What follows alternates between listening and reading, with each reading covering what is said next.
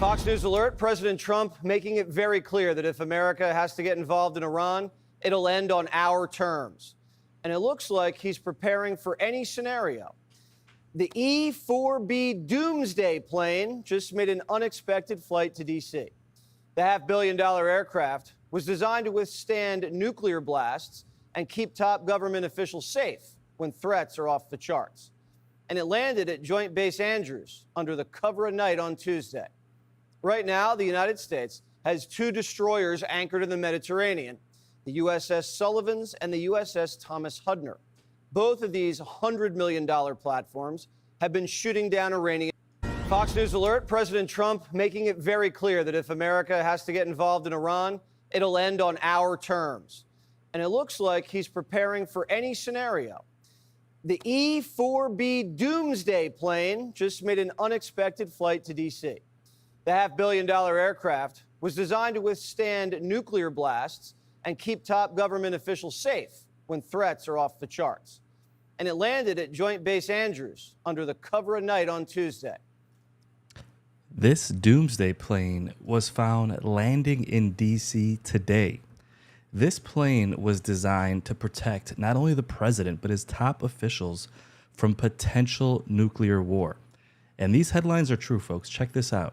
The US E-4B Doomsday Plane is what they're calling it, makes unexpected flight to D.C. as Trump weighs Iran strike. I'm going to show you guys exactly what this plane is capable of, but before we jump into that, let's take a look and see exactly why President Trump feels like he might have the need to use this plane and why they think they might be pushed to the limit where they might not actually be able to stop Iran, because the one giant bomb they have, that bunker buster, they're not even sure it can work. Check this out. As President Trump weighs U.S. involvement in strikes on Iran, experts say a massive bunker buster bomb is likely the only weapon capable of destroying a key Iranian nuclear facility. But as CNN's Brian Todd reports, even this massive bomb may not be able to penetrate Iran's Fordo fuel enrichment plant, which is carved into a mountain and extends deep underground. It's a sophisticated, frightening piece of weaponry designed to hit targets like some of Iran's key nuclear enrichment facilities deep underground. They're buried so deep, and no other bomb would be able to certainly destroy them. The GBU-57 Massive Ordnance Penetrator, also known as the Bunker Buster, the largest non-nuclear bomb in the U.S. military's arsenal. Designed, the Air Force says, to reach and destroy weapons of mass destruction in well-protected facilities. The Bunker Buster is roughly 20 feet long, weighs 30,000 pounds, with 6,000 pounds of high explosives. The Israelis don't have them, nor the means to deliver them. Only the U.S. does, and there is no public record that they've ever been used in combat. The United States has never encountered a target that required a bomb of this size. We have other very, very large bombs, such as the Moab, which is the mother of all bombs, as they say. That mother of all bombs, weighing more than 21,000 pounds, was dropped by U.S. forces on ISIS targets in Afghanistan in 2017. But the Bunker Buster, even heavier. Experts say the Bunker Buster has a thick, hard shell designed to withstand the impacts of the ground and plunge to the depths it needs to reach, with explosives in a fuse that also needs to be robust enough to penetrate the ground. The Bunker Buster doesn't have the biggest blast area, experts say, because it's designed to burrow into the ground before exploding. The only plane that can carry the Bunker Buster, the B-2 Spirit stealth bomber, flown by a two-pilot crew, capable of flying about 6,000 nautical miles without refueling and eluding an enemy's most sophisticated defenses. The likely target of the Bunker Buster, if the U.S. were to get involved in this conflict, Fordo, an Iranian nuclear enrichment site buried deep under a mountain beneath possibly 300 feet of rock. A key question, could the Bunker Buster really damage Fordo significantly? Experts say the Bunker Buster can penetrate about 200 feet into the ground, maybe more.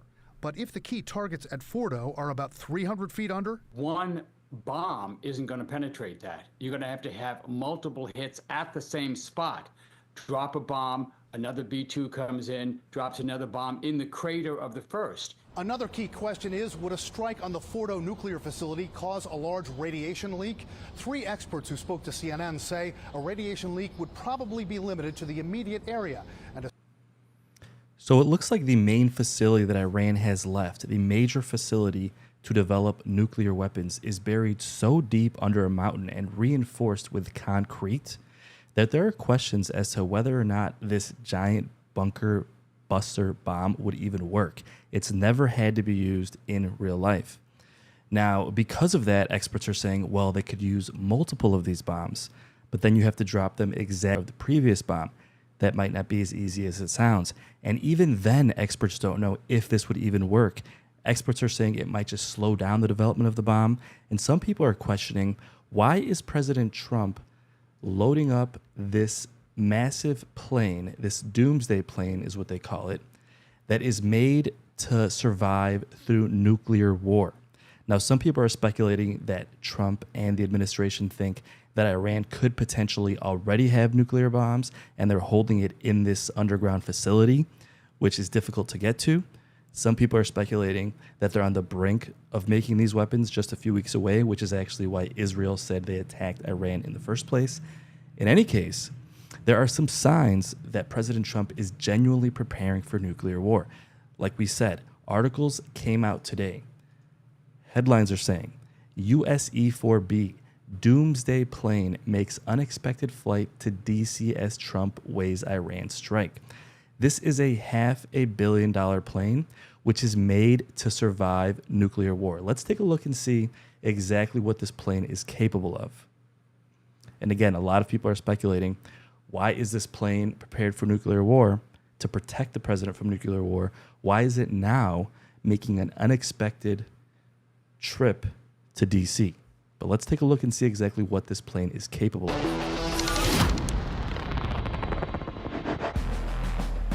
If there be Night Watch, it's basically a flying war room designed to withstand a nuclear blast.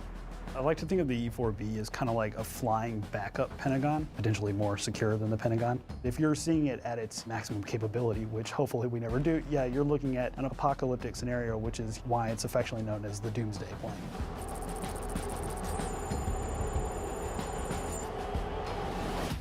4 E-4Bs make up the National Airborne Operations Center, and the U.S. Air Force is responsible for the operation of all 4 of them, out of Offutt Air Force Base, near Omaha, Nebraska. The retrofitted Boeing 747s were made for war. Originally designed in 1973, the E-4 series planes were thought to be the best way a president during the Cold War might survive a nuclear explosion. And since their inception, one of the Doomsday planes has stood on alert 24/7. Because we're a 24/7 ops mission, we are not a non-deployable unit due to our proximity to the president and all other key assets at one time.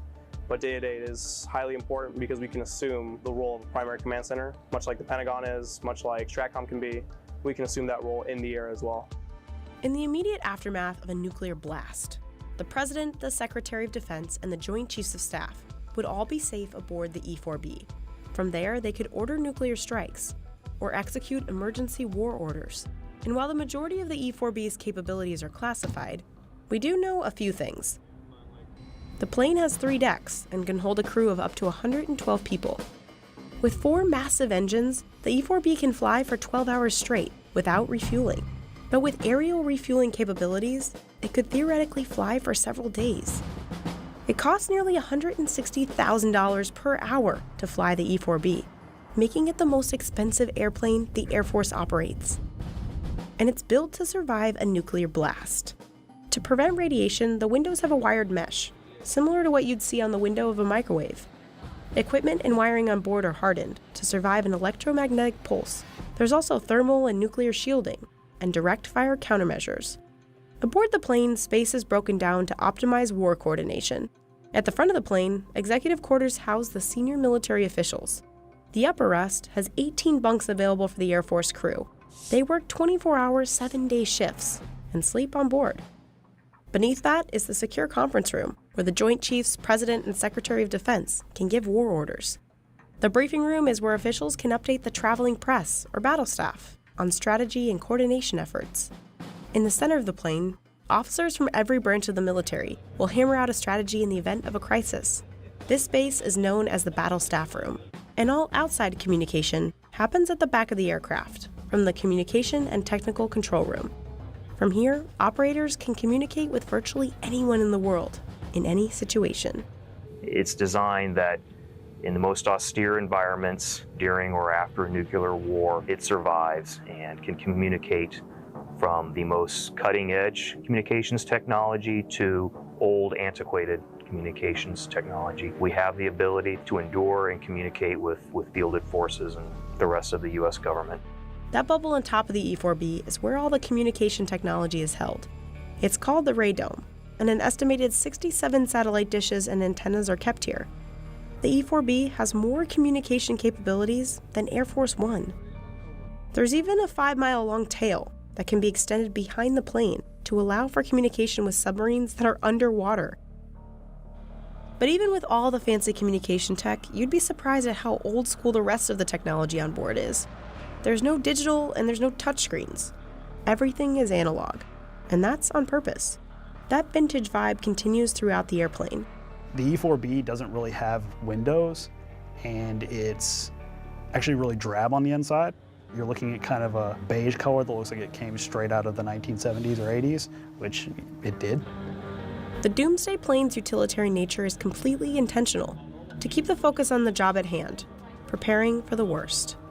But hopefully we'll never have to see the Doomsday Plane. Truly incredible what this plane is capable of. So to summarize, folks, Trump is weighing the use of this bunker-busting bomb. The problem is they're not even sure this bomb can actually get the job done. At the same time, today it was spotted that the Doomsday Plane, which is called the US E-4B Doomsday Plane, which again is prepped to help the president survive nuclear war, was spotted landing in D.C. So a lot of people are speculating if they're worried that this buster bomb might not even work. Israel invaded Iran because they said Iran was just a few weeks away from creating nuclear bombs. Is it possible that they are that close to creating these bombs, and this is why Trump has this plane landing in D.C.? Is it possible that they already have these bombs? In any case, things are looking really, really scary. But really quickly, let's summarize exactly what's happening here. When it comes to the bunker-busting bomb, President Trump has hesitated to approve a strike on Iran's underground Fordow nuclear facility because of doubts about the conventional massive ordnance penetrator's ability, the bunker bomb's ability, to destroy this deeply buried site. See, they're worried this could not even work. Now, U.S. officials note that a tactical nuclear weapon could be far more effective. Potentially, they could raid this underground nuclear site, which obviously would come with its own risks as well. Now, the Fordow site is protected under roughly 300 feet of rock and reinforced concrete. It would take several of these bombs, and even then, it might just slow down their progress for months. It's possible it might not actually eliminate this bunker completely.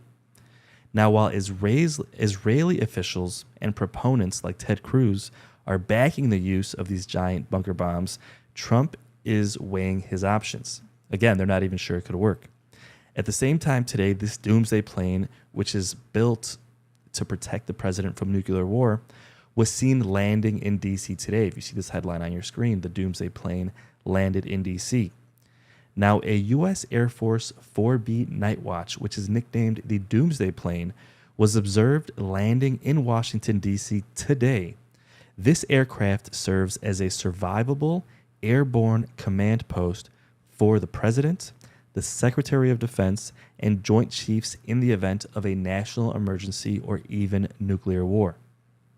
It's one of the 4 planes built to do so. Now, though rarely seen in public, occasionally you will see it. So although this could be a sign that Trump is genuinely preparing for the possibility, even the slightest possibility of nuclear war, it is possible this is just a coincidence.